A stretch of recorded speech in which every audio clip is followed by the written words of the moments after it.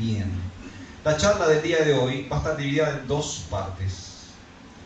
Yo voy a agarrarme de la excelentísima clase de Chidrupa Nitai, del último encuentro espiritual urbano, que para aquellos que no vinieron y no vieron presencialmente, sepan que ya está online, tanto en nuestro canal de YouTube como también en nuestro perfil de Facebook. ¿Sí? Si buscan Hare Krishna Mar del Plata, te van a salir todas las redes que tenemos. Instagram, por ejemplo, a Mariano lo captamos por Instagram, pero tenemos YouTube y tenemos Facebook también.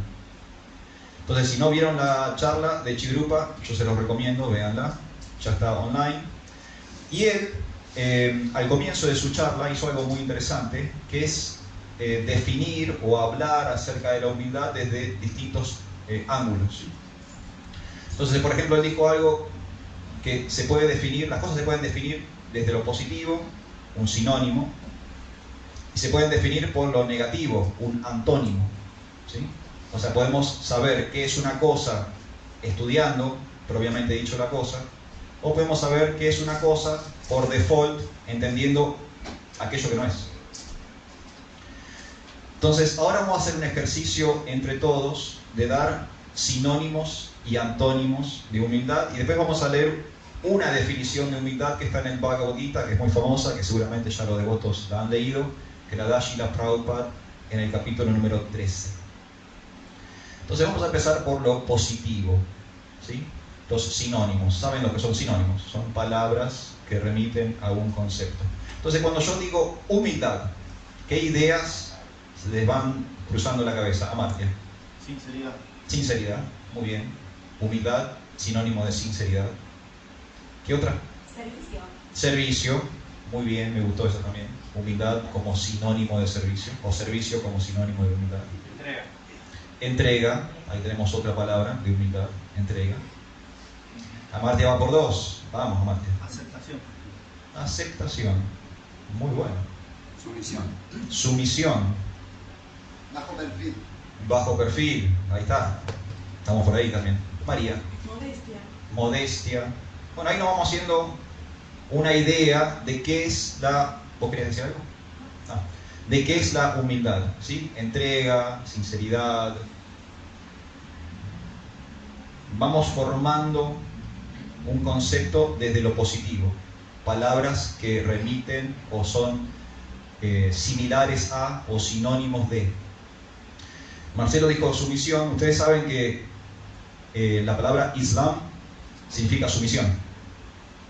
Los musulmanes practican un proceso espiritual. Nosotros, recién dije, nosotros practicamos Bhakti Yoga. Es el yoga del amor, el yoga de la devoción.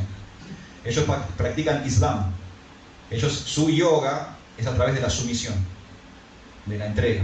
Eso significa la palabra Islam. Significa sumisión. Ellos se someten a la autoridad de Allah, el más grande.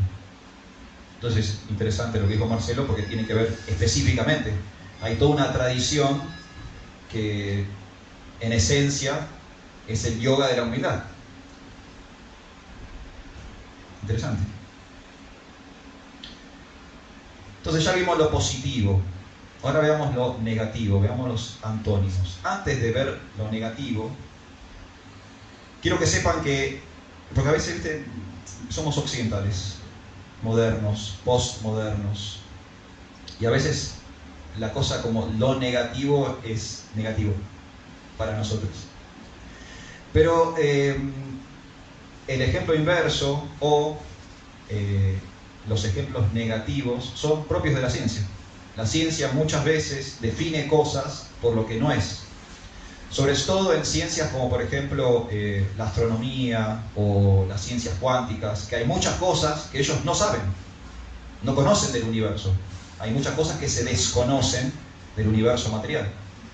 Entonces no es como, no sé, la historia, la sociología, ¿no?, que son ciencias que por ahí tienen más evidencias o más herramientas. Hay ciencias que trabajan en campos completamente teóricos. ¿Vieron la película Oppenheimer? De Robert Oppenheimer. Era un físico cuántico, era un físico teórico. Toda su carrera académica era una especulación. O sea, nada de lo que él, ninguna de sus teorías estaba comprobada en la realidad. Eran teorías, eran ideas. esa era su carrera académica, era en base a generar ideas. Spoiler de la película: cuando lo invitan a construir la bomba atómica, una de sus principales preocupaciones: ¿qué pasa si esta bomba destruye todo? No destruye una ciudad. ¿Qué pasa si destruye el planeta? Porque hasta ese momento la energía nuclear, la energía atómica, era un supuesto. No, nadie nunca se había hecho un arma atómica, nunca se había hecho un arma nuclear. Estaba la teoría de lo que podría pasar, pero en la práctica tenían miedo de que explotara el mundo. Entonces muchas cosas de la ciencia se analizan desde lo negativo, ¿sí? Tenemos que sacarnos el miedo de lo negativo, porque estamos muy en esta sociedad del bienestar, del disfrute. Entonces lo negativo como le tenemos rechazo. Pero la sombra, el negativo, el reverso, a veces incluso es más útil para entender aquello al cual queremos alcanzar. Y hay muchos ejemplos de educación desde lo negativo. Levanten la mano todos los padres que están en el salón. Bueno, les voy. ¿Madres también? Madres, padres, no me hagan usar la E al final de una palabra que no le corresponde. Todos los procreadores de la sala, por favor, levanten la mano. Ahí está, perfecto. Les voy avisando a todos ustedes que la herramienta que más usan para la educación de sus hijos es el no. Ustedes enseñan por el ejemplo negativo, ustedes y yo. Si un niño se acerca al fuego o un niño se acerca al precipicio, ningún padre en su sano juicio le va a explicar acerca de las cualidades del fuego o la ley de la gravedad. Le van a decir no. Automáticamente es un no. El niño entiende desde lo negativo. Sabe que no toca el fuego, sabe que no se acerca al precipicio. Después en el colegio le enseñan lo positivo, las cualidades del fuego, la ley de gravedad. Pero el padre no se lo enseña. El padre le enseña el no, el parámetro. No te acerques al fuego, no te acerques al precipicio.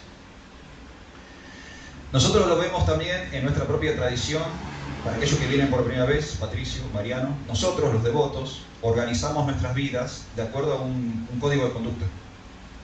Entonces tenemos un código de conducta para la alimentación, tenemos un código de conducta para estar en pareja, para interactuar con el sexo opuesto. Tenemos un código de conducta que tiene que ver con principios y valores. Y entre los devotos, entre la jerga, Hare Krishna, se llama... ¿Cómo se llama nuestro código de conducta? No. Principios regulativos. Son los principios regulativos. Fíjense que en ese concepto de principios regulativos está el positivo y negativo. Está el principio, que es el valor y la virtud. Eso es positivo. Pero está la regulación. Y la regulación es negativa. Si yo les digo que me nombren los 4 principios regulativos, ¿ustedes qué me dicen? No. Me dicen los no. No carne, ni huevo, ni pescado, no sexo ilícito, no juego de azar, no intoxicación. Hemos aprendido por el negativo. Aprendimos lo que no tenemos que hacer. Sabiendo lo que no tenemos que hacer, sabemos que todo lo demás tácitamente está bien. Pero detrás de cada regulación, en realidad hay un valor, hay un principio. Y esa negación es una tecnología para que nosotros alcancemos una virtud. Por ejemplo, ¿por qué no comemos ni carne, ni huevo, ni pescado? Para conectar con la misericordia. Daya, la misericordia. Entonces, si yo no como ni carne, ni huevo, ni pescado, pero soy mala persona, hay una falla. No aprendí, no entendí. No entendí por qué no estoy comiendo ni carne, ni huevo, ni pescado. ¿Se entiende esto? En el principio regulativo se ve positivo y negativo al mismo tiempo. El principio es el positivo y la regulación es lo negativo, es el no. Lo hacen los padres, lo hace el Bhakti Yoga y lo hacen otras tradiciones espirituales también. ¿Conocen los 10 mandamientos? Bueno, ¿saben cuántos mandamientos son positivos? Amarás al esposo. 2. Los primeros 2 son positivos. A partir de ahí, nadie los conoce eso. ¿Cuáles son los primeros 2 mandamientos? No. Amarás a Dios por sobre todas las cosas, no tendrás a otro Dios ante ti. Ahí está diciendo no. Claro, pero por eso digo, arranca el positivo, termina el positivo, arranca el negativo. Y los no los conocemos todos. ¿Cuáles son los no? No matar, no robar, no mentir, no adulterio. ¿Se entiende? Los 10 mandamientos también son una educación desde el no. Jehová le está diciendo a través de Moisés a todo el pueblo de Israel lo que no tiene que hacer. El pueblo de Israel, limitando su comportamiento, entiende qué es lo que le agrada a Dios. A Dios dice no matar, entonces a Dios no le agrada matar. Mejor no matemos. No, a Dios no le agrada el adulterio, bueno, entonces mejor no ser infieles. A Dios no le agrada el falso testimonio, bueno, mejor no mentir. ¿Se entiende? Entonces saquémosle el miedo a lo negativo, porque a veces necesitamos el reverso o la sombra para entender dónde estamos parados. Prabhupada da el ejemplo del cuarto a oscuras y el cuarto iluminado. En el cuarto a oscuras, la persona se tropieza y se choca con cosas, no ve, pero automáticamente cuando prende la luz, está el conocimiento de lo que hay en el cuarto. ¿Se entiende? ¿Se entiende este concepto? Antónimos de humildad. Ya me dieron los sinónimos. Entonces, ¿qué sería lo contrario? Soberbia, bien. Orgullo, arrogancia, vanidad. Ok. Entonces ahí estamos entre el mix del positivo y negativo. Creo que nos dimos una idea más o menos cabal de qué es la humildad. La humildad es entrega, es sumisión, es sinceridad y no es orgullo, vanidad, arrogancia. ¿Se entendió? ¿Alguien tiene algo para decir sobre estos puntos? ¿O quiere dar algún ejemplo o decir algo? El yoga está el sama y nisama. Sí. Positivo. Ahí está, otra vez. En el Ashtanga Yoga de Patanjali, conocen lo que hacen yoga, conocen a Patanjali. ¿Sí? Patanjali escribió un libro, en realidad no lo escribió, compiló un libro llamado Los Yoga Sutras, muy famoso en el mundo del yoga, como la Biblia del yoga. En los Yoga Sutras, la parte más importante de los Yoga Sutras es algo que se llama Ashtanga, que es el método. Patanjali crea un método, un sistema para hacer yoga. Lo que nos dice Patanjali, yoga no es cualquier cosa que ustedes hagan, no es que cualquier cosa es yoga. Para que haya yoga, para que yoga sea una ciencia, tiene que haber un sistema. Este es el sistema, dice Patanjali, se llama Ashtanga. Es un método de 8 partes. Ashta significa 8 en sánscrito, Anga significa partes, 8 partes. Sí. Miguel, una pregunta. Sí. Vos dijiste los principios regulativos y el no tan presente en todas las... Y veo que hoy nos está pasando, quizás a mí como padre yo digo menos no que mi papá. Y como que se está perdiendo esa instrucción de decirle no a los niños y a los chicos. Sí. De alguna manera, ¿cómo ves eso que puede afectar a la... Lo veo exactamente igual que vos. Y me preocupa muchísimo porque los padres están olvidando su rol de padre. Los padres, spoiler para los padres, no son amigos de sus hijos. Sus hijos tienen amigos que son mucho más copados que ustedes. Mucho más copados que ustedes. Con los cuales ellos se nutren y se alimentan de muchísimas cosas. Ninguna de las cuales le podés dar vos. Vos le vas a dar algo muy específico a tu hijo. Que son parámetros.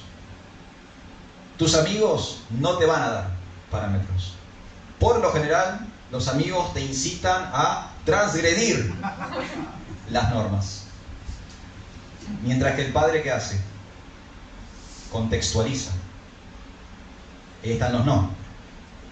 Entonces papá es malo porque me dice no, Juancito es bueno porque me dice sí, me voy con Juancito. Hay una crisis de paternidad en el mundo. De hecho, los psicólogos lo están mencionando, los sociólogos lo están mencionando, nociones como la generación de cristal, o sea, esas cosas no aparecen porque sí, en el mundo. Es porque los padres no están cumpliendo con su dharma, con su deber. El deber del padre es educar a su hijo. Ese es el principal deber del padre, educar al hijo. lo puede educar verbalmente, lo puede educar a través del ejemplo, puede usar muchas herramientas para la educación. Pero el rol principal de la madre y o el padre no es ser buena onda con el hijo. Esa es la realidad. ¿Y eso lo decís que por puro Kali Yuga, por puro como viene la tendencia? Kali Yuga, por supuesto, tiene que ver, porque Mariano, Patricio, les cuento que dentro de la cosmovisión de nuestra tradición, nosotros ahora estaríamos como en la recta final de la historia, en la etapa, digamos, más degradé del mundo. Hubo momentos históricos donde las personas propiciaban más los principios y los valores. Sí, esto es lo que yo mencionaba recién, el tema de las virtudes, el honor, la sinceridad en generaciones previas. ¿Qué tal? Pasen, no tengan miedo. En generaciones previas era como más a flor de piel en la sociedad. A medida que ha ido avanzando la historia humana, hemos visto que esto como que va empeorando. Dentro de nuestra cosmovisión, dentro de la filosofía del yoga, hay algo que se llama Kali Yuga, y Kali Yuga es básicamente este momento histórico en que estamos viviendo, que es el coletazo final de la historia. Entonces, en ese descenso de principios y valores, ahora estamos en un momento como peligroso, donde no se están ni inculcando principios y valores, ni tampoco las personas están practicando, no están ejercitados en virtudes, en los principios y los valores. Entonces, este caos que ustedes ven de la puerta para afuera, tiene esa raíz. La raíz de que vivimos en un medio ambiente tan degradado es que las personas ya no están ejercitando principios y valores. ¿Se entiende eso? Y pasa a todo nivel, hay economía atea, hay economía sin principios y valores. Hay política atea, hay política sin principios y valores. Hay un trato o una relación, un yoga con la naturaleza sin principios y valores. Entonces, por eso vemos degradación medioambiental, vemos el colapso de sistemas socioeconómicos. ¿Por qué? Porque no están impregnados de virtud. Son corruptos, están corrompidos. Y las instituciones también se están corrompiendo. Y la institución fundamental de la sociedad, ¿cuál es? La familia. Entonces, si la célula social, o sea, el mínimo menor denominador común de la civilización, no está bien fundamentado, cualquier cosa que se le construya arriba, se va a venir abajo. Es como una casa. Una casa con malos cimientos se cae. Una sociedad con familias disfuncionales, tóxicas, violentas. ¿Qué clase de sociedad vamos a tener? Disfuncional, tóxica, violenta. Nosotros somos actores sociales, no vivimos en una burbuja. De la forma en que nos nutrimos es que después nosotros expresamos en la sociedad. Entonces, yo fui mal nutrido o nutrido tóxicamente, entonces adivinen cómo voy a actuar en sociedad. ¿O no? Sean que yo. ¿No es así? ¿Está bien? Los padres tienen que ser padres. Igual que lo dijimos antes, no tengan miedo a ser padres. No tengan miedo a ser padres. Porque es el único rol que tienen que cumplir los padres. Ser padres. No tienen otro rol. No tienen otro rol. ¿Qué dice Krishna en el Bhagavad Gita? Es mejor cumplir imperfectamente la función de uno que intentar cumplir a la perfección la función de otro. Cuando el padre se corre de su rol de padre, está atentando contra lo que dice Krishna en el Bhagavad Gita. ¿Qué puede salir de bueno de eso? Nada. Chao, se terminó. ¿Se entiende esto? ¿Todos comprendieron esta primera parte? Más o menos por sinónimos, antónimos, nos dimos cuenta que es la humildad. ¿Les puedo leer una definición de humildad de Srila Prabhupada? Muy bien. Pasa, vamos, ¿sí? Ponete cómodo. Vamos a venir todos un poquito más adelante, así que la gente que va llegando al final no tiene que quedarse en la puerta parada escuchando. Miren el lugar enorme que hemos alquilado para que la gente se quede afuera.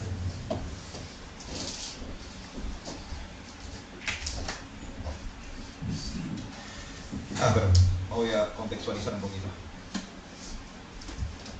Hay dos momentos en el Bhagavad Gita donde Krishna menciona la humildad. Y en esos dos momentos lo hace, digamos, en el mismo contexto. Es en el capítulo número 13 y en el capítulo número 16, donde él explícitamente dice la palabra humildad. Y en los dos momentos en que Krishna dice esto, lo dice enumerando una lista de virtudes, ¿sí? Le transmite a Arjuna una lista de principios y valores. Mariano, Patricio, les comento que nosotros tenemos como libro de cabecera el Bhagavad Gita. El Bhagavad Gita es un poema épico que registra, documenta una conversación que hubo entre Dios, Krishna, y un ser humano llamado Arjuna. Entonces, en esa conversación se tratan muchos temas que tienen que ver con los principios y valores espirituales. En dos momentos de esa conversación sale el tema de la humildad. Y Krishna le habla acerca de la humildad a Arjuna y lo habla en un contexto de otras virtudes, ¿sí? Entonces hace como un enlistado o enumerado de valores. Entonces Krishna dice, no, por ejemplo, la humildad, la limpieza, la no violencia, la valentía, ¿sí? Lo hace en ese contexto. Son como versos donde él hace un listado de virtudes. Ese es el capítulo número 13 y en el capítulo número 16. En ambos casos, cuando Krishna hace eso, cuando enumera esas virtudes o esos principios y valores espirituales, él básicamente lo que le está diciendo a Krishna, que las personas de bien, las personas espirituales, los indagadores, los buscadores, los religiosos, los que incorporaron a Dios a su vida, ellos practican el desarrollo de esos principios y esos valores. O sea, está básicamente dando las características de un devoto, ¿sí? En los dos casos, tanto en el 13 como en el 16. Él está diciendo, los devotos, las personas espiritualistas, los que practican tecnologías espirituales, van a desarrollar estos principios y estas virtudes. ¿Está bien eso? ¿Se entiende? Capítulo 16 y 13, por si después lo quieren leer más en detalle, son dos capítulos donde se habla sobre la humildad. Pero en el capítulo número 13, que se intitula La naturaleza, el disfrutador y la conciencia, hay un verso, que es el verso este que yo mencioné recién, es un conjunto de versos, del 8 al 12. ¿Sí? Son 4 versos que Prabhupada traduce y comenta todo junto, como si fuera un solo gran verso. La primera virtud que menciona Krishna es la humildad, justamente. Y después Prabhupada va definiendo cada una de las virtudes que Krishna menciona. ¿Se entiende? Entonces, Krishna, por ejemplo, habla de la no violencia. Entonces, Prabhupada, en el comentario, le dedica un párrafo a la no violencia. Habla de la tolerancia. Prabhupada, en el comentario, dedica un párrafo a la tolerancia. En el tema de la humildad, Prabhupada dice esto, y acá tenemos otra definición. ¿Se acuerdan las definiciones de hoy? A ver qué era: sumisión, entrega, sinceridad, ¿sí? ¿Se acuerdan esas definiciones? Escuchen ahora la definición de Prabhupada. Humildad significa que uno no debe humildad significa que uno no debe estar ansioso de tener la satisfacción de ser honrado por otros. Interesante. Otra definición nueva. Humildad significa que uno no debe estar ansioso de tener la satisfacción de ser honrado por otros. Muy interesante. Hoy arrimaron el bochín, no dijeron perfil bajo, ¿no? No te la creas. Claro, básicamente para Srila Prabhupada, humildad es sinónimo de no te la creas. Como dice mi maestro espiritual, nuestro maestro espiritual, su santidad Hridayananda Das Goswami, no te subas al pony del orgullo. Es un pony. No estás yendo tan alto, es medio bajo. No es que sos un cohete a la luna, estás rasando medio sobre la superficie, ¿sí? Sí, Sandra. En sus clases, de Hirayananda Swami dice también que habla de la falsa humildad, como que Sí, no señor. basta con decir que uno Vamos es a ir a humilde, eso hoy. ¿no? Hoy vamos a ir a eso. Vamos a ir a eso. Entonces, humildad es no estar ansioso de recibir los elogios o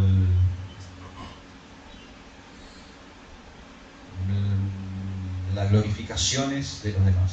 Esa es humildad.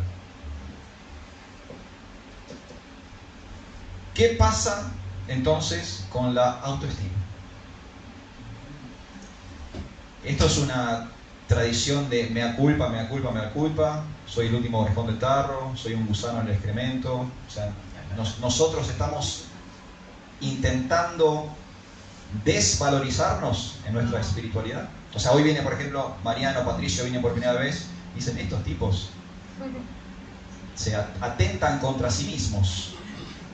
O sea, ¿dónde está, ¿dónde está la valentía? ¿Dónde está la determinación? ¿No? ¿Dónde está la acción? Si voy a ser tan sumiso que paso desapercibido en el mundo, ¿qué pasa entonces? ¿Cuál es el equilibrio? Banqui Vijay. Dice que acá nosotros estamos para adquirir conocimiento, para poder tener comprensión y de esa manera poder mantenernos de una forma equilibrada, ser samatvam, ser correcto, ni muy grande ni muy pequeño. Muy bien, Banqui Vijay. Hoy iluminado en el día de su cumpleaños, pleno, escuchando plenamente a Paramatma. Hay muchas definiciones del yoga. ¿Sí? Si vamos a los Yoga Sutras que mencioné recién, Patanjali tiene dos definiciones de yoga distintas en los Yoga Sutras. Tiene una definición en el primer capítulo que habla sobre ejercitar un control sobre la mente, pero después tiene otra definición en el segundo capítulo que menciona la devoción a Dios, por ejemplo, como definición de yoga. Son dos definiciones distintas. Si uno lee el Bhagavad Gita, Laurian, corregime si me equivoco, miles de definiciones de yoga hay en el Bhagavad Gita. De hecho, se habla de múltiples yogas. O sea, no se habla ni siquiera de un solo yoga. Por lo menos los Yoga Sutras tratan un solo yoga. El Bhagavad Gita trata muchos yogas. Sankhya Yoga, Jnana Yoga, Bhakti Yoga, Karma Yoga, ¿no? Y para cada una hay una definición. Krishna y Arjuna se toman distintos momentos de la charla para hablar sobre distintos tipos de yoga y definir distintos tipos de yoga. Pero una definición que aparece en el Bhagavad Gita sobre yoga es sama, equilibrio. El yoga es equilibrio. Entonces, en este ejercicio de la humildad también tiene que haber un equilibrio. Si la humildad nos está desvalorizando, se está desequilibrando. Estamos a yoga, estamos perdiendo el punto medio.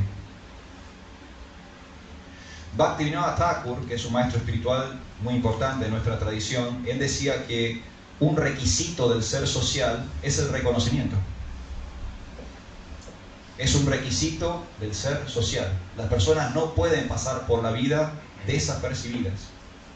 Les hace mal. Se deprimen, sufren. Necesitamos del reconocimiento del otro. Necesitamos que le digan gracias, qué bueno, palmadita en la espalda, abrazo, mirada a los ojos. Imagínense una vida sin ningún tipo de estímulo de reconocimiento. Horrible. Horrible. O sea, la gente se suicidaría. O sea, no lo soportarías psicológicamente. Pasar por la vida sin ningún tipo de contacto con el otro.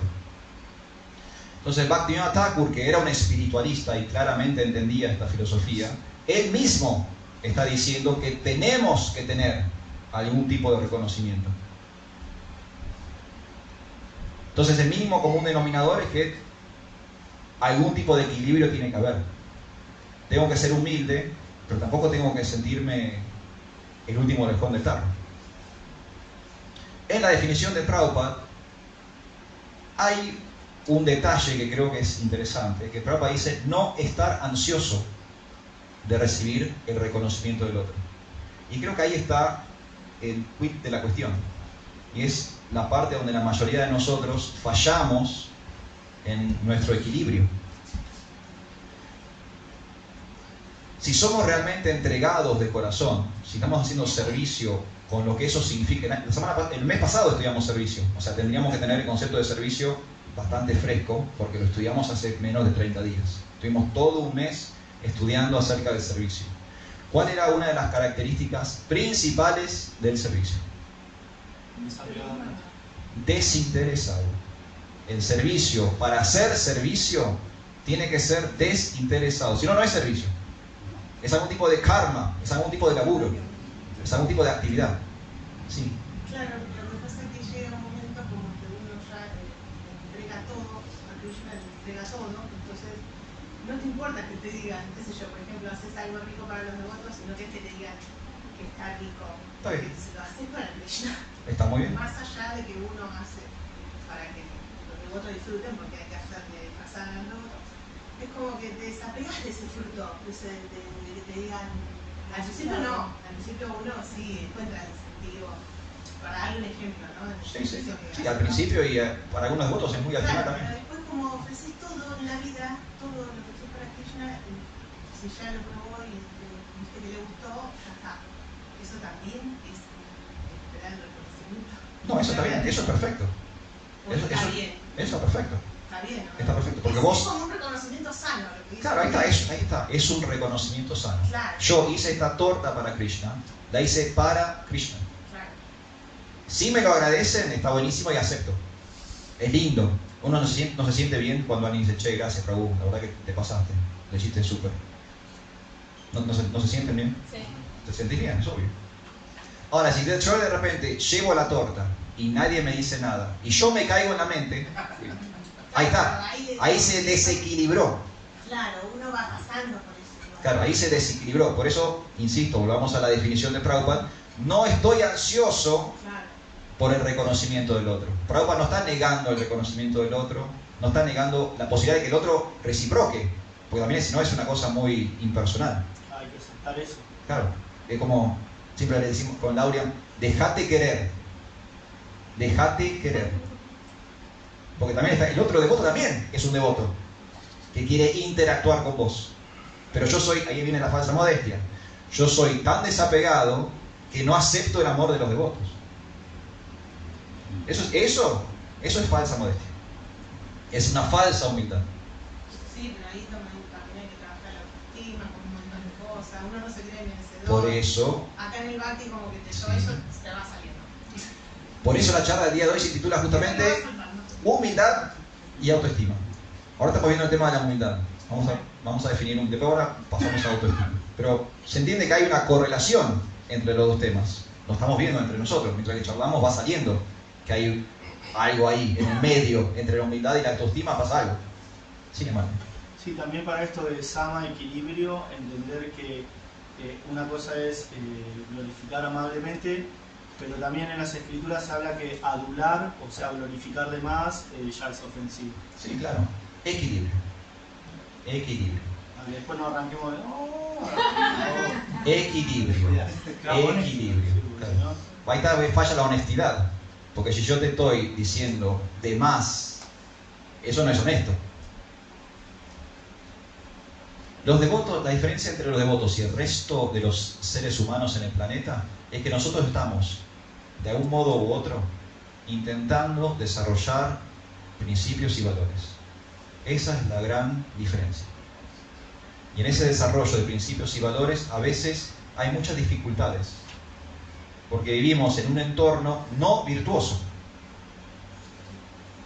Entonces a veces resulta que uno va como a contrapelo de la sociedad.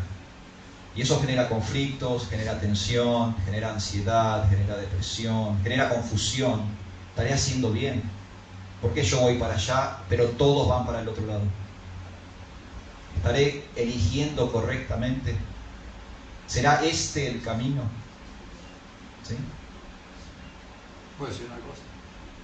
Hoy no estoy cobrando por No, opiniones que todo lo que distintas a la están mía. diciendo que está bueno que uno se da cuenta, desarrollando esas virtudes como la humildad, todo eso, que es conectar con con el capítulo 16, que es la mentalidad divina y la mentalidad demoníaca.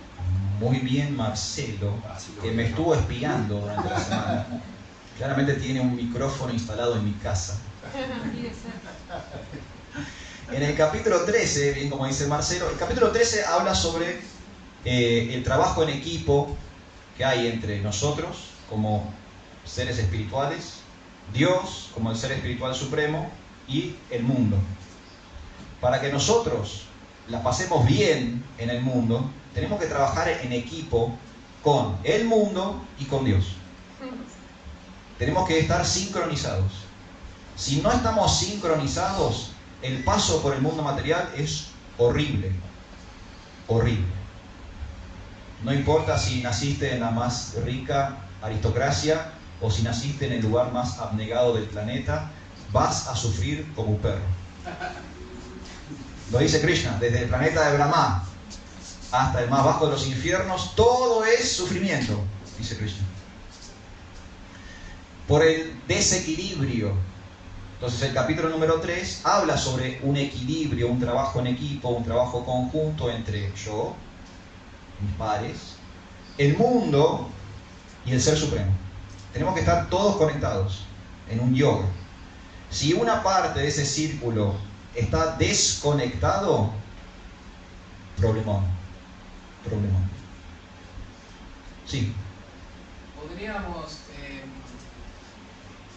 concluir de que la acción humilde se distingue de la acción no humilde por la motivación o el espíritu con que yo la desarrollo. Muy bien, Laurian. Voy a enganchar a Laurian con Marcelo, con Amartya, que veo que van todos para el mismo lado y me parece muy bien porque me alivia saber que algo se está entendiendo. Ese es el capítulo número 13, ¿sí? La naturaleza, el disfrutador y la conciencia. Krishna le explica a Arjuna, tenemos que consensuar cosas. Vos no te puedes cortar solo y hacer lo que vos quieras, porque así no funciona el sistema. El sistema funciona si vos, la naturaleza material y yo nos ponemos de acuerdo en qué va a suceder. Si no, no funciona. En el capítulo 16, que es lo que mencionaba recién Marcelo, cuando Krishna vuelve a hablar sobre las virtudes, él lo hace en un contexto donde él está describiendo naturalezas humanas. Y básicamente Krishna dice, hay dos tipos de ser humano.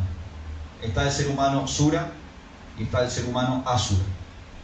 Sura es el ser humano que desarrolla principios y valores. ¿Sí? Intenta la humildad, intenta la limpieza, intenta la veracidad, ¿sí? Intenta a través de tecnologías espirituales hacer prácticas que desarrollen principios y valores. Los suras, que Prabhupada traduce como personas santas. Los santos, aquellos que practican la santidad. Después están los asuras, que como la partícula a en sánscrito es igual que en el castellano, es una partícula negativa. Vieron que en castellano tenemos ateo, no Dios, apolítico, no política, ¿no? Anormal, no normal. ¿Vieron? La A niega lo que viene después. Alumno, sin luz. No tiene luces. Alumno, significa literalmente eso. Alumno, no se le prende la lamparita. Claro, es eso, es literalmente eso. Por eso no hay que decir alumno, hay que decir estudiante. Sí, o alumno, a veces conozco para alumno. A veces toca. Está bien, está bien. Yo claramente soy un alumno. No. Si no, no tuviera maestro. ¿Para qué quieres un maestro si no te sentís alumno? Ahí te bote la antorcha. La antorcha del conocimiento. Claro. Te ilumina. Es cierto. Entonces, suras son las personas que están practicando el desarrollo de principios y valores. Y los asuras, como la palabra indica, son no santas. Los santos y los no santos. Los no santos es los antónimos. ¿Sí? Es todo lo contrario. Entonces, si la persona santa es limpia, la persona no santa es... Bien, si la persona santa es sincera, la persona no santa es... ¿Se entendió? Claro, no rompe todos los principios. Exacto. Positivo, negativo. Entonces, el sura está en el positivo, el asura está en el negativo. Y son formas de comportamiento. Por eso, y ahí ahora conecto con Kairava, tenemos la humildad y tenemos la falsa humildad, que es el reverso, es la forma oscura, negativa, errónea, desequilibrada de la humildad. Es el espejo sucio de la humildad. ¿Se entienden estos conceptos hasta ahora? Y me gustaría ir cerrando, para volver a tocar el tema de la autoestima, con, quizás, que lo mencionó Chirupa Nitai en su clase, me gustaría retomar lo que él dijo, quizás el verso más famoso de la humildad en la práctica del Bhakti Yoga, que es el tercer verso del Shishastaka, la poesía de Chaitanya Mahaprabhu. Mariano, Patricio, les comento que en nuestra tradición hay una larga sucesión de maestros que traen esta información desde tiempo inmemorial.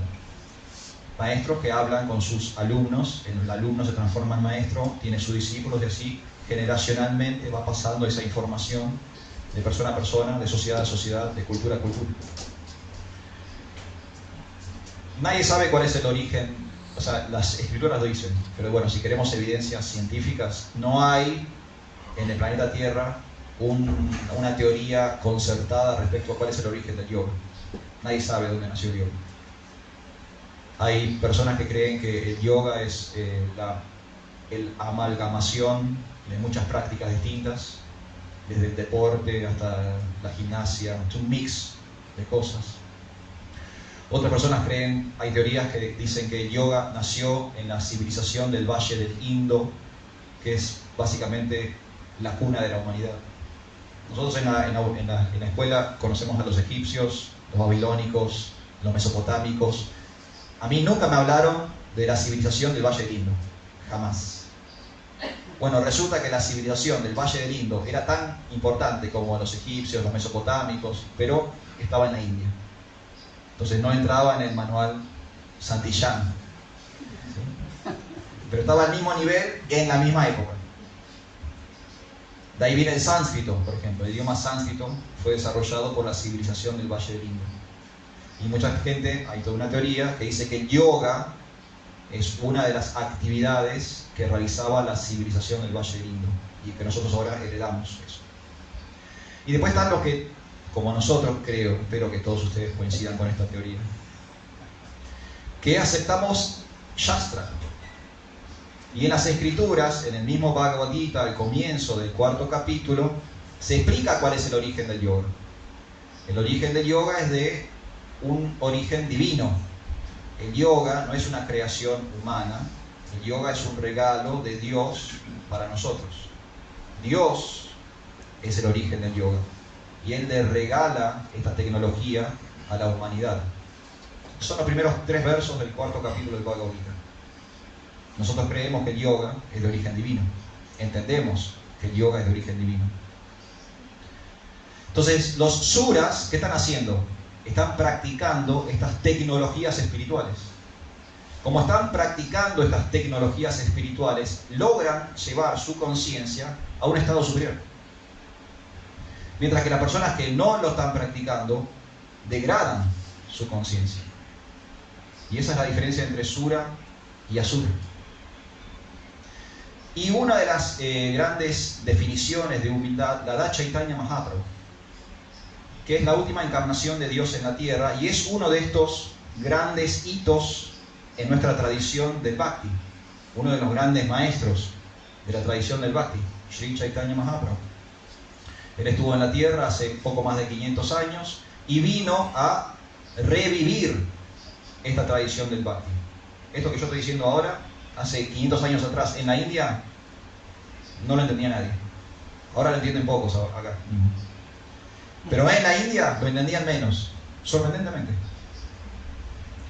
En el medioevo de la India el Bhakti estaba knockout.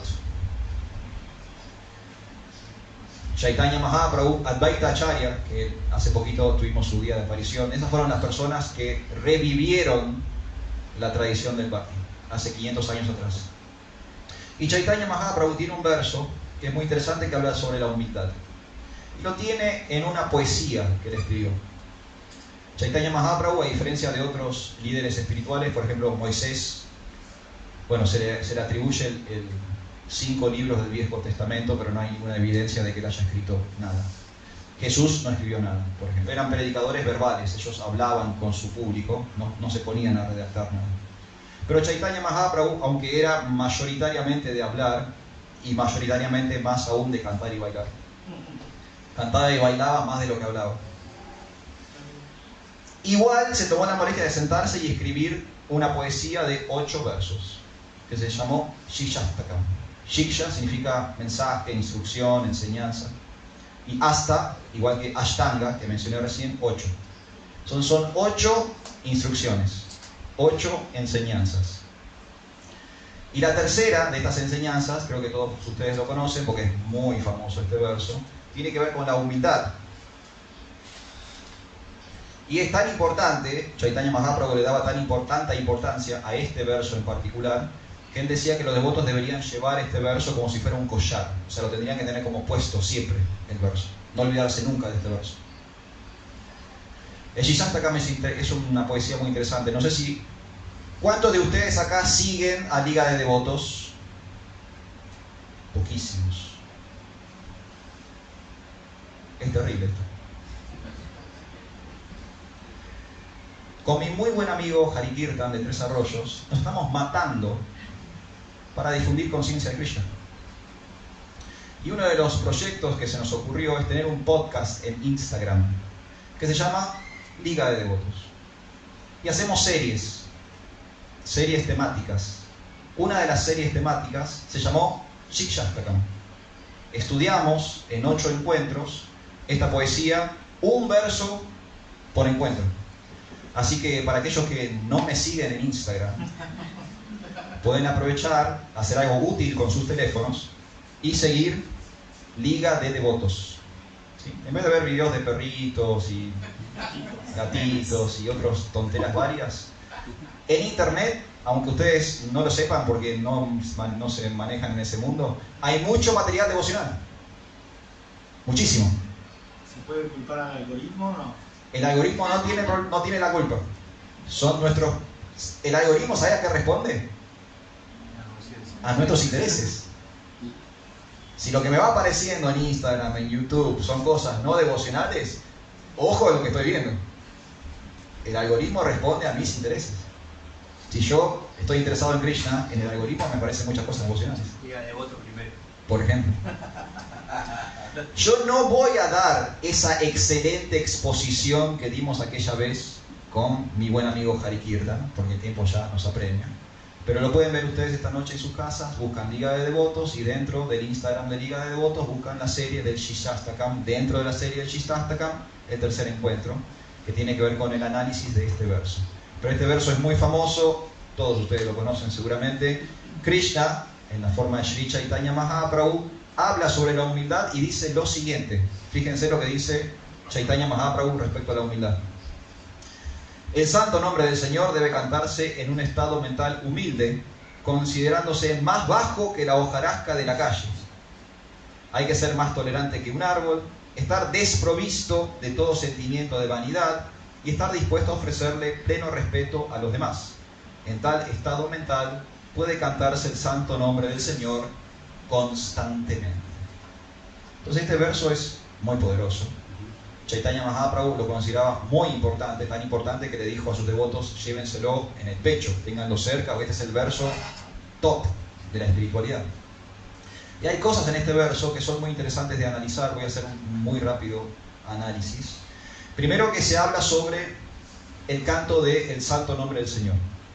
Entonces acá Chaitanya Mahaprabhu está aconsejándonos un tipo de humildad que nos va a permitir a nosotros cantar el santo nombre del Señor más fácilmente. Porque tanto al principio del verso como al final del verso, él recalca el canto del santo nombre del Señor. ¿Ustedes tienen dificultad con su meditación en el santo nombre del Señor? Sí. Yo sí. ¿La mente de ustedes divaga cuando quieren cantar el santo nombre del Señor? Sí. La mía también. Acá Chaitanya Mahaprabhu nos está dando una tecnología para que la mente divague menos y no sea menos problemático el canto del Mahamantra. Un tipo de humildad que me va a ayudar a mí a ser más consciente de Krishna. Y él da como ejemplos. Por ejemplo, él da el ejemplo del árbol como sinónimo de tolerancia. Vieron que los árboles se bancan la que venga. Hace calor, se bancan el calor. Hace frío, se bancan el frío. Hay árboles que están bajo la nieve, árboles que están inundados. Pájaros. Vienen los pajaritos, les hacen nido. Personas. Vienen las personas van y los abrazan. Vienen los perritos y les hacen pichín, ¿no? ¿Y el árbol se queja? No se queja nunca. El árbol tolera. Y no solamente tolera, sino que da, yagia, ofrenda, da sombra, da fruta, da flor. O sea, no solamente es maltratado, sino que él en su reciprocidad nos atiende a nosotros. O sea, nosotros nos descuidamos a él, pero él nos cuida a nosotros. Interesante. Nos da oxígeno. Madera para el... Nos da madera. No, claro, todo el tiempo está dando el árbol. Está dando, pero muchas veces vemos que nos maltratamos. Nos maltratamos. Entonces da el ejemplo de el árbol como sinónimo de tolerancia. Después dice algo muy interesante, la traducción de Prabhupada, que tiene que ver con la definición de humildad que Prabhupada mismo da en el Bhagavad Gita. Estar desprovisto de todo sentimiento de vanidad. Eso es no estar ansioso por obtener el reconocimiento de los demás. Entonces vemos que acá, cuando Prabhupada tradujo este verso, está conectando con el mismo concepto de humildad en su definición del Bhagavad Gita. La falsa humildad es esta vanidad, que yo uso la humildad para obtener reconocimiento. El otro día di un taller de Bhagavad Gita con unas personas en un grupo de yoga y me hablaban sobre la compasión. Porque si ustedes se fijan al principio del Bhagavad Gita, una de las excusas que tiene Arjuna por no pelear, una de sus argumentaciones, es la compasión. ¿Sí? Él dice, no voy a pelear por compasión, no quiero matar a mis familiares, parientes. Y Krishna desarticula ese argumento. Entonces, otra vez, como la compasión es mala. Estos son medio raros los Hare Krishna. Se hacen los espirituales y no son compasivos. ¿Cómo puede ser? No son sinónimos. Krishna más adelante explica el concepto de guna, de las energías o las frecuencias del mundo material. Y la realidad que cualquier principio se puede practicar en cualquier nivel. No es porque automáticamente hago algo bueno, eso es eternamente bueno. ¿Se entiende ese punto? Es la famosa pregunta que me la han hecho también. Una persona que no es devota, ¿puede ser buena? ¿Es buena persona una persona que no es devota? La realidad es que sí, pero en un contexto, en el contexto material.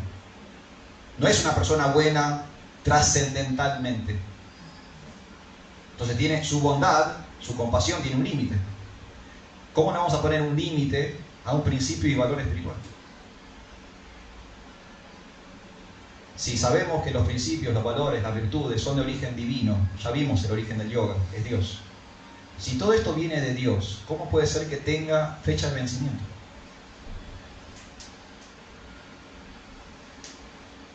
Tiene que ser infinito el valor, la virtud. Tiene que ser trascendental, de la misma naturaleza espiritual que el Señor. Entonces es cierto, hay buena gente en el mundo, pero tienen un límite. Por ejemplo, están los nacionalistas, las personas que aman a su país. Eso es bueno. O sea, es bueno amar la comunidad, la sociedad en la que uno vive. Pero a los nacionalistas les cuesta muchísimo amar a otro país. Amar a los ciudadanos de otra región. Les cuesta muchísimo amar personas que no tienen el mismo color de piel que ellos. Entonces su amor tiene un límite. Su bondad tiene un límite. No es trascendental. No aman a todos los ciudadanos del mundo. No aman a todas las razas del mundo. Aman a su comunidad. Está reducido el amor a ese microcosmos. ¿O no? Y eso nos puede pasar a nosotros con la humildad. Vamos a intentar practicar la humildad, pero en el medio van a aparecer desafíos. Patanjali también menciona esto en los Yoga Sutras. En el tercer capítulo de los Yoga Sutras, Vibhuti-pada, Patanjali habla sobre los poderes o las habilidades que adquiere el practicante de yoga. Él dice, ustedes siguen este sistema y le van a empezar a pasar cosas. Van a empezar a desarrollar cosas. Y van a empezar a manifestar habilidades. Y él las va enumerando. Hace toda una enumeración larguísima. Es todo un capítulo sobre los dones del practicante de yoga. Al final dice, olvídense de todo eso, porque es una distracción en el camino del yoga. No importa cuánto te estás estirando, no importa qué bien estás respirando, no importa qué fija tengas la mente, todo eso es una distracción. El objetivo de yoga es otra cosa. A nosotros también nos puede pasar lo mismo. Nos podemos apegar tanto a la regulación que nos olvidamos el principio. Entonces, dentro del principio regulativo, nos quedamos más en el no que en el sí. Pero si solo hacemos el ejercicio y no estamos desarrollando la virtud, eso está desequilibrado.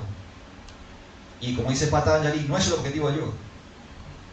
El objetivo del yoga es lo que dijo Amrita Kelly, Atmanivedana, es entregarle todo a Dios. Ese es el objetivo del yoga, revincular con Dios.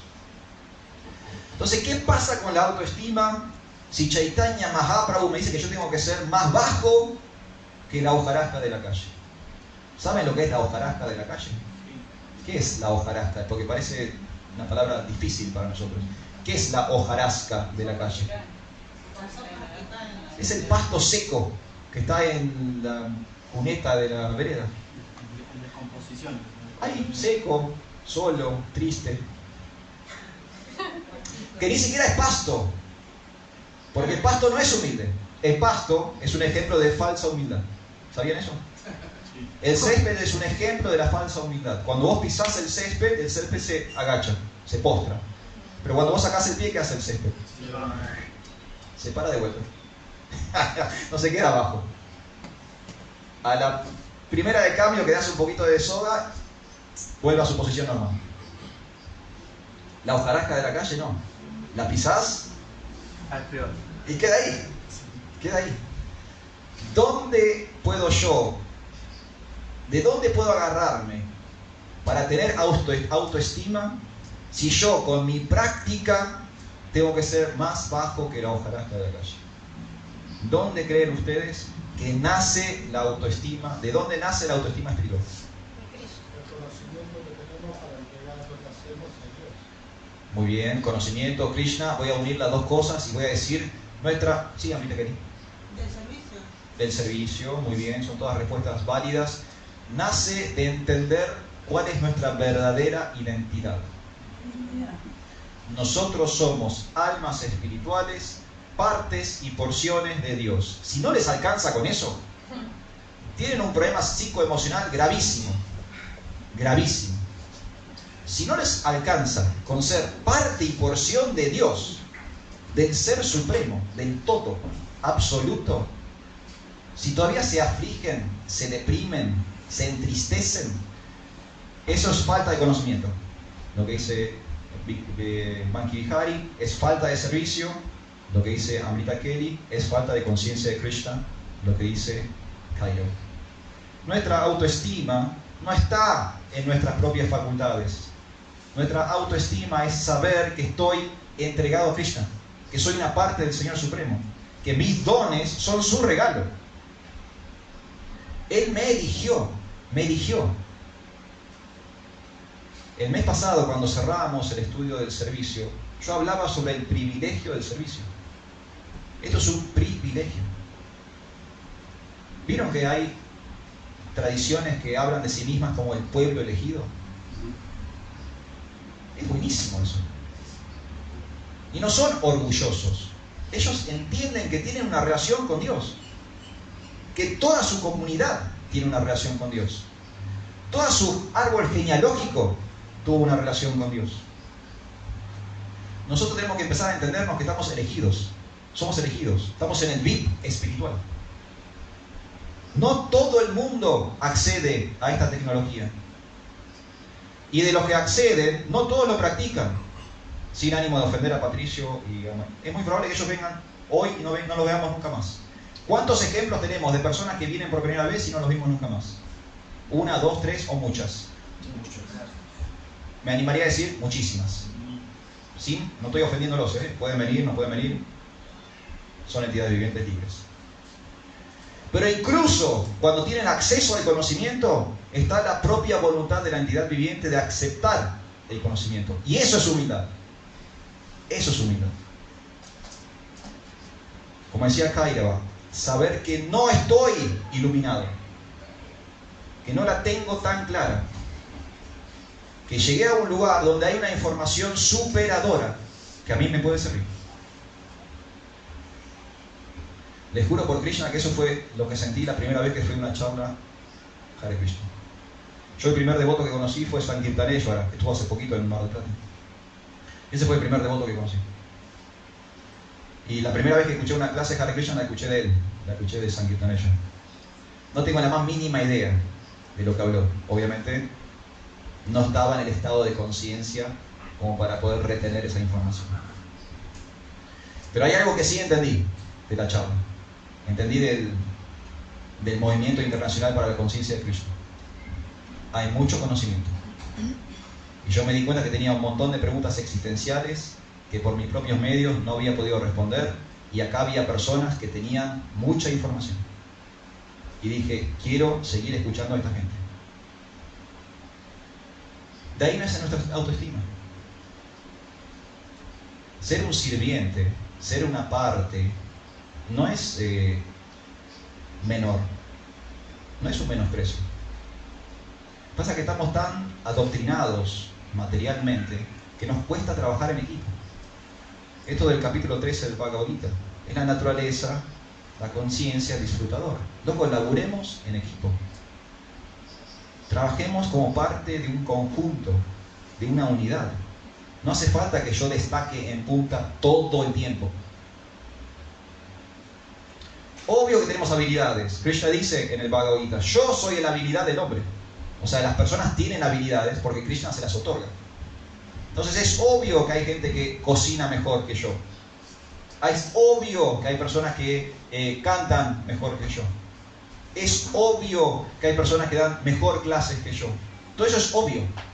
Porque Krishna le está dando a esas personas esas habilidades. Lo que no es obvio es que yo critique o envidie a quien cocina mejor que yo, canta mejor que yo o predique mejor que yo. Yo debería estar orgulloso y con mucha autoestima de estar perteneciendo a un equipo que tiene excelentes cocineros, excelentes músicos y excelentes predicadores. ¿O no? ¿Vieron que ganamos el mundial? ¿Sabían eso, no? Sí. Cuando se gana el mundial, o sea, ganamos el mundial, ¿solo Messi subió al podio y recibió una medalla o subió todo el equipo al podio? Todo el equipo. Hasta los que llevaron el agua. Todo el equipo técnico, los jugadores, los que estaban en el banco, son un equipo. Ganó toda la selección. Nosotros encima nos hacemos cargo que ganó el país. Lo hacemos más extensivo todavía. Gané yo hasta última vez. Todos sienten que ganaron. Así nos tenemos que sentir en conciencia de Krishna.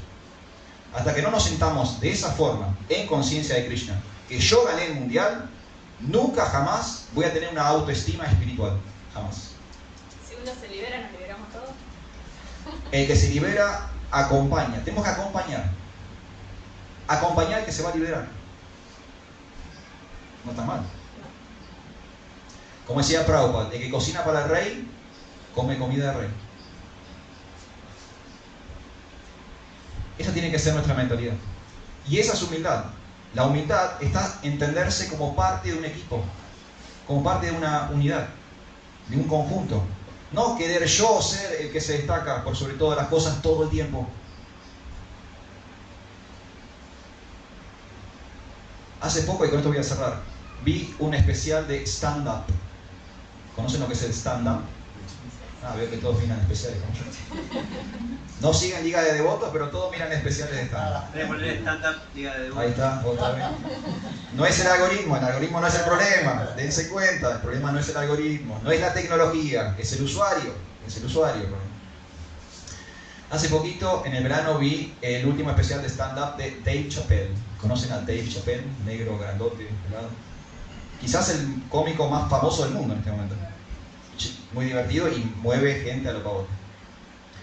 Al final del especial, él termina el especial, cuenta el último chiste, hace una mímica de que se va y vuelve y cuenta una historia. La historia del final no es un chiste, es como una realización que él cuenta. O sea, no es cómico el final, es como una experiencia que él le cuenta a su público. Y él cuenta de que él está grabando ese especial en un teatro en Washington. Y él, cuando a la tarde paseaba por el lugar, él se recordaba de que él había pasado por ahí siendo joven y pobre.